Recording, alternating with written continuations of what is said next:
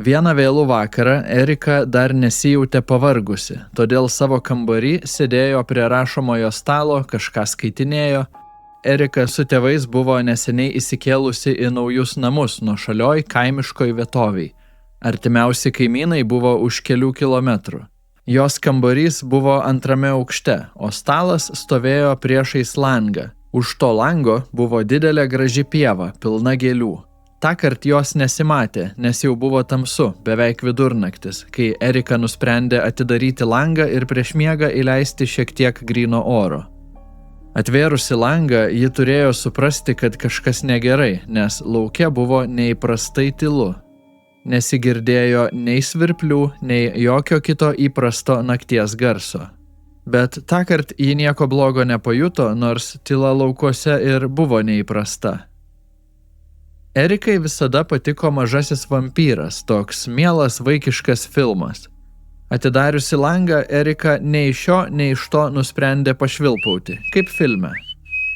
Po šio švilpimo lauke kurį laiką buvo tylu, bet tada ji išgirdo savo švilpimą ataidint iš lauko.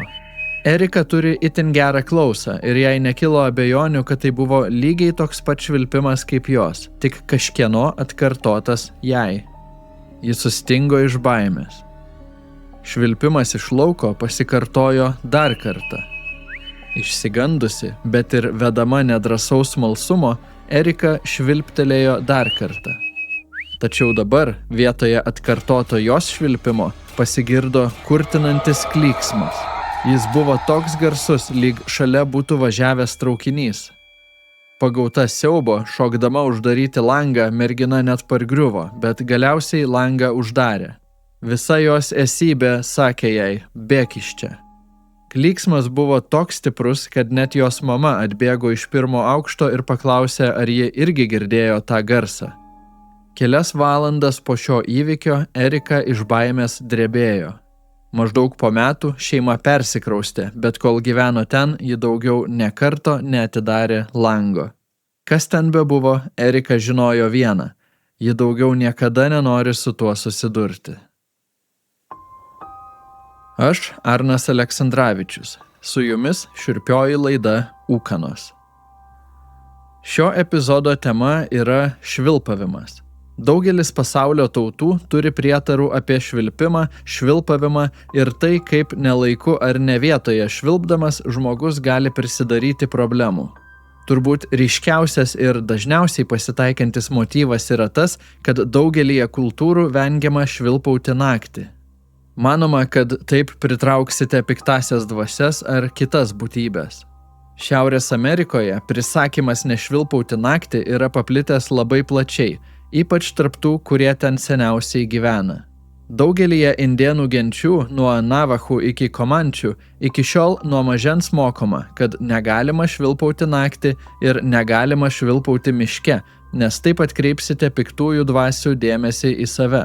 Be to, jūs gali imti persekioti kuri nors iš indėnų folklore minimų baisių būtybių, kaip Wendigo ar Skinwalkeriai, apie kuriuos būtinai pakalbėsime ateities epizoduose. Ypač draudžiama švilpti tada, kai matoma šiaurės pašvaistė, nes jos dvasios taip pat gali nusileisti ir jūs pasiekti.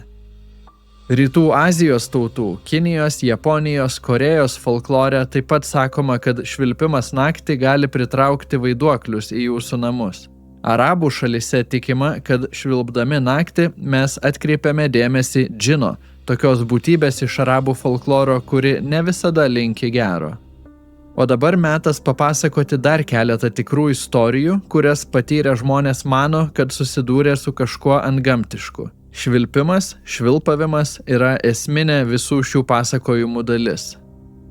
Kitą istoriją patyrė Tomas, studentas iš Jungtinių valstijų, kuris visą tai ir papasakojo. Tai istorija apie tai, kodėl Tomas niekada nebeina į mišką vienas. Jeigu planuojate artimiausių metų vykti miškan, gerai pagalvokite, ar norite šią istoriją išgirsti. Tai nutiko pernai Virdžinijoje. Tuo metu Tomas lankė vasaros kursus universitete ir birželio mėnesį turėjo laisvą ilgąjį savaitgalį. Todėl pamanė, kad tai puiki proga 3 dienas praleisti Virdžinijos gamtoje. Paguglinęs rado nacionalinį parką su pažintiniu taku Apalačių kalnyne. Iš nuotraukų jam vietovė pasirodė graži, tad nusprendė ten ir važiuoti. Dėl viso pikto pasakė savo kambariokui ir šeimai, kad žygiuos būtent šiuo taku ir išvyko. Kai priartėjo prie parko teritorijos, pamatė nedidelę parduotuvę, kurioje tokie žygeiviai kaip Tomas sustoja apsipirkti. Jis irgi užėjo įsigyti vietovės žemėlapio, tam atveju, jeigu pasiklystų. Parduotuvėlės savininkas jam užsiminė apie nelabai žinomą taką, kuriame yra gana fainas krioklys ir po juo natūralus baseinėlis pasiplaukiojimui. Tai Tomas sudomino, todėl jis paprašė parodyti tą vietą žemėlapyje. Takas vedė už nacionalinio parko ribų, bet pardavėjas patikino, kad tai tikrai puiki vieta ir verta ją nueiti. Tomas sumokėjo už žemėlapį ir padėkojo. Tada parašė SMS žinutę savo kambariokui ir tėvams, kad visgi eis kitu taku, perstatė automobilį ir išėjo į savo nuotykį, kurio niekad nepamirš. Jis pradėjo eiti populiaraus Apalačių tako dalimi. Iš pradžių take buvo pilna žmonių, tačiau vis labiau tolstant nuo pagrindinių takų, žmonių matėsi vis mažiau ir mažiau. Ankstyvą popietę, likus keliems kilometrams iki tikslo, Tomas pajuto, kad miške buvo nenatūraliai tylu. Nesigirdėjo nei paukščių, nei vabalų, net vėjo.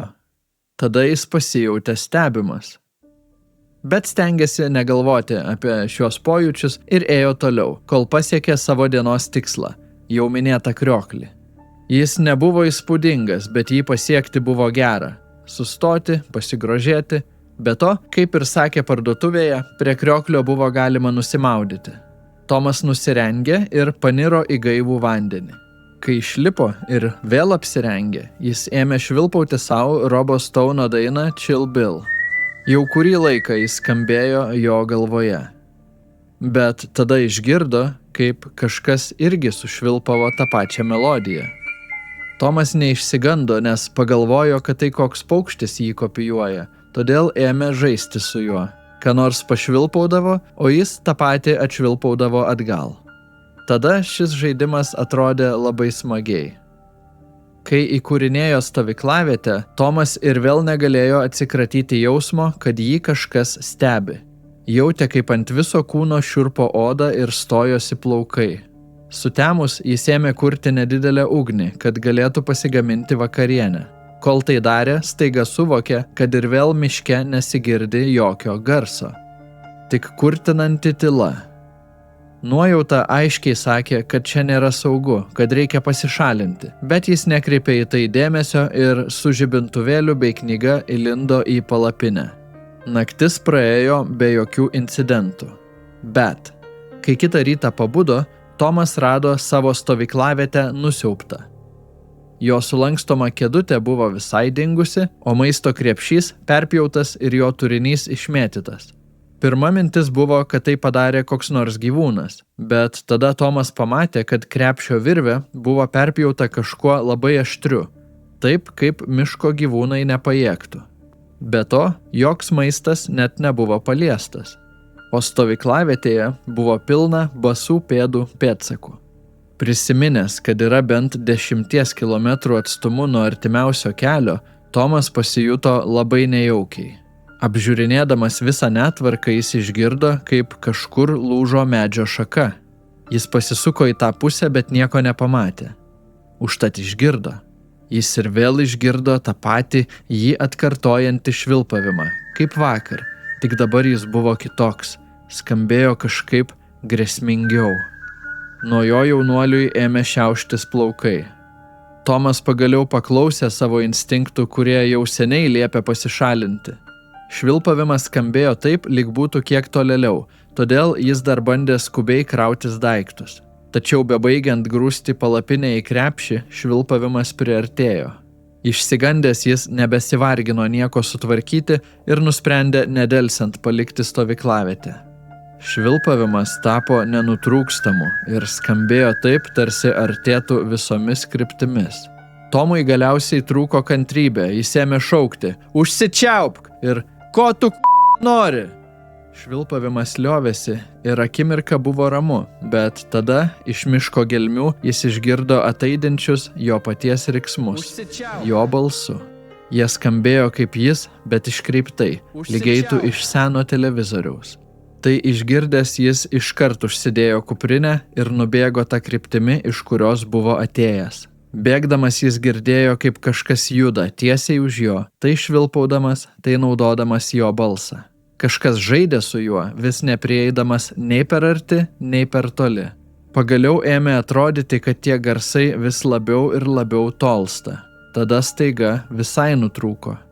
Kai švilpavimas nutrūko, jis sustojo ir atsisuko. Bet pasigailėjo tai padaręs.